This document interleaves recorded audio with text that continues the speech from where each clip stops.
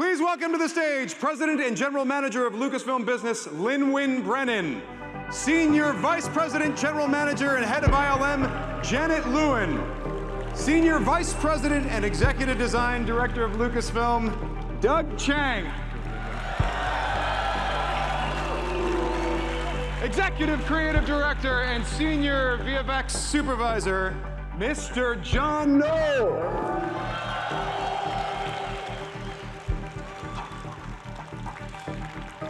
And then, a man who needs no introduction, the voice, the body, the heart and soul of Jar Jar Binks and Jedi Master Kelleran Beck, Ahmed Best.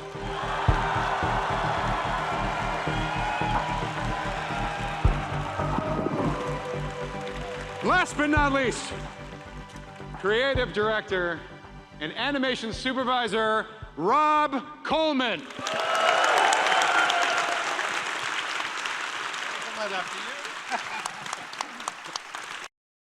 I think what makes ILM so special is definitely the people. As George said there, that when he originally created ILM, it was to bring together people who like to break the status quo, like to not to be told no, they still don't, and are not afraid of the impossible. In fact, they love it.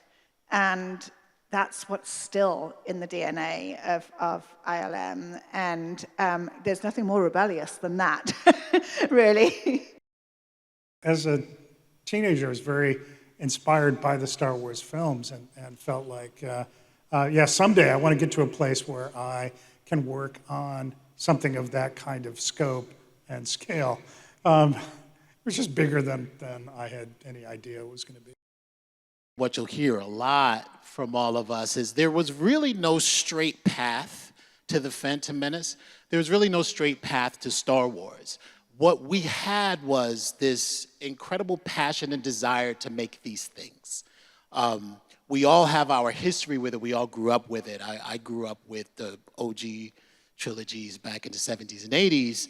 And I had no idea. You know, I grew up in the South Bronx, New York City. There was no way I was going to be in Star Wars, right? And it was just by just a sheer shred of like hard work in the theater on stage and luck that somebody saw something in me. And that somebody was George. And I think what we all have in common is George had faith in us to figure it out. That passion to want to deliver the best performance or the best work that we could do for this thing that we all love and for this person that has so much faith in us, we just had to bring our A game to everything that we did. I'm so grateful for this documentary because it captures a time in my life, in our lives, where we were doing some pretty special stuff, and there we were, right beside him, working side by side to create his vision for his movies. I think that's one of the great things about Light and Magic that highlights, you know, both George and Industrial Light and Magic is that attitude of, okay, we're gonna do it, we won't know how, but we have enough smart people here that collectively we will figure this out. I think there's a misconception in the industry, or broader than that, that visual effects is a linear process. You're delivered this beautiful artwork and we execute it. And actually, it's extremely iterative, it's groundbreaking, it takes artistry and innovative ideas as well as innovation. And you know, these guys are the leaders, but we have incredible artists, producers, you know, people in technology, and everyone has a voice, you know, and that's what makes it so exciting. Yeah, season 2 of Light and Magic is wonderful. You know, ILM is one of those places that they're very happy with not getting the spotlight and then putting out all of the wonderful stuff you see on screen. And that's really how they achieve all of the accolades that they've worked for. But every once in a while we need to shine a light on these guys because they are the magic. And they make Star Wars what it is. And they definitely deserve to get that spotlight shined on them.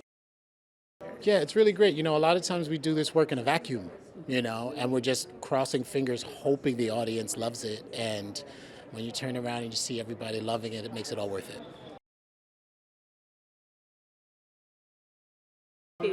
It's amazing. I am in love with this country and just the warmth of the people, and then now coming to Celebration and then seeing the fans. There's no fan like a Star Wars fan. They're just so enthusiastic, committed, supportive, inclusive, diverse, so being able to celebrate this release of Light and Magic 2 and all the great things we have on the horizon for the fans, with the fans, nothing better.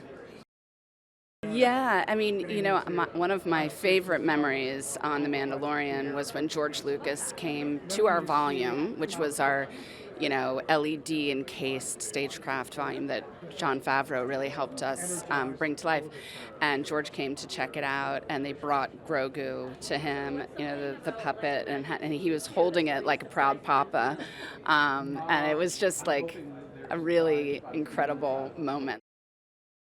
Yeah, I mean, Star Wars is such a rich canvas for storytellers. There's so many different opportunities to reach fans, young and old. If you just look at the diversity of programming right now, with Andor being, this spy thriller that's a little more mature, and Skeleton Crew really reaching younger audiences. I think I'm so proud to be affiliated with a franchise that's so careful about honoring the fan base, and so that it makes what we do so rewarding to see how excited they are about what's to come.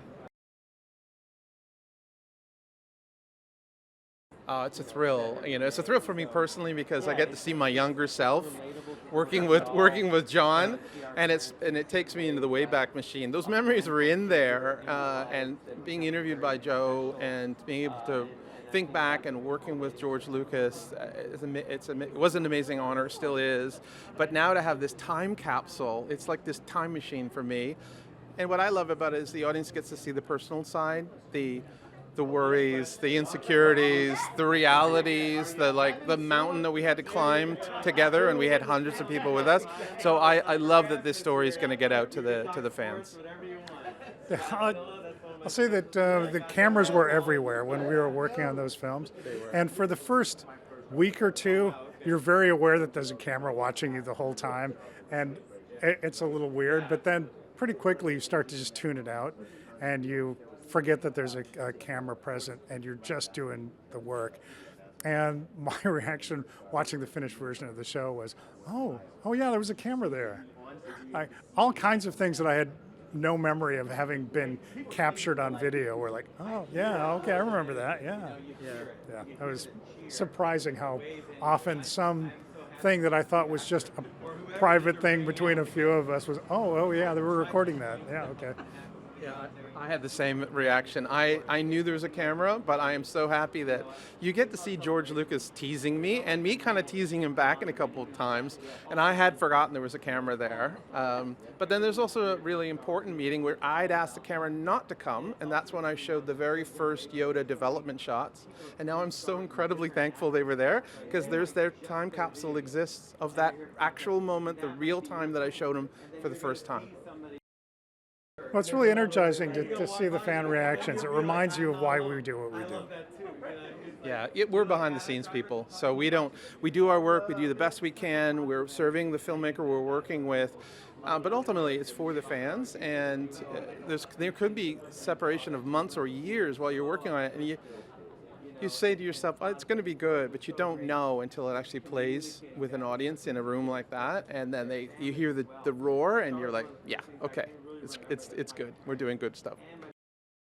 I hope that they get that there's a human face behind all the work that we do. That, I think that there's a tendency with a lot of the PR behind visual effects that it looks like it's all done by itself. That the shots magically assemble, or it's all done on computers. But I think you see that this is the sum total of a large team of very passionate artists who really work hard and really pour their heart and soul into what they do.